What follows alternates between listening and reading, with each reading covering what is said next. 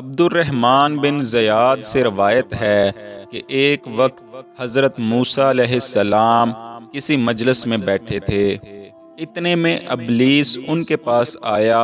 اس کے سر پر قلعہ دار ٹوپی تھی جس میں طرح طرح کے رنگ تھے۔ جب حضرت موسیٰ علیہ السلام کے قریب ہوا تو ٹوپی اتار کر سامنے رکھ لی، پھر آ کر سلام کیا۔ حضرت موسیٰ علیہ السلام نے کہا، تو کون ہے؟ بولا، میں ابلیس ہوں۔ موسیٰ علیہ السلام بولے، خدا تجھے زندہ نہ رکھے، تو کیوں آیا ہے؟ کہنے لگا، میں آپ کو سلام کرنے کے لیے آیا تھا، کیونکہ آپ کا مرتبہ اور آپ کی منزلت اللہ تعالیٰ کے نزدیک بہت ہے۔ حضرت موسیٰ علیہ السلام نے پوچھا کہ وہ کیا چیز ہے جو میں نے تیرے سر پر دیکھی تھی؟ کہا کہ اس سے اولاد آدم علیہ السلام کے دلوں کو لبھا لیتا ہوں۔ پوچھا کہ بھلا یہ تو بتا، وہ کون سا کام ہے جس کے مرتکب ہونے سے تو انسان پر غالب آ جاتا ہے؟ جواب دیا کہ جب آدمی اپنی ذات کو بہتر سمجھتا ہے اور اپنے عمل کو بہت کچھ خیال کرتا ہے اور اپنے گناہوں کو بھول جاتا ہے۔ اے موسیٰ، میں تم کو 3 باتوں سے ڈراتا ہوں۔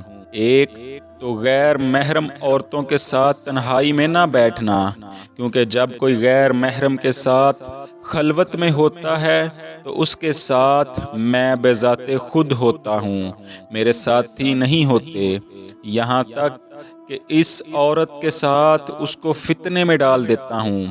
دوسرے، اللہ تعالیٰ سے جو عہد کرو اس کو پورا کیا کرو، کیونکہ جب کوئی اللہ تعالیٰ سے عہد کرتا ہے تو اس کا ہمراہی اپنے ساتھیوں کو چھوڑ کر میں خود ہو جاتا ہوں، یہاں تک کہ اس شخص اور وفائے عہد کے درمیان حائل ہو جاتا ہوں۔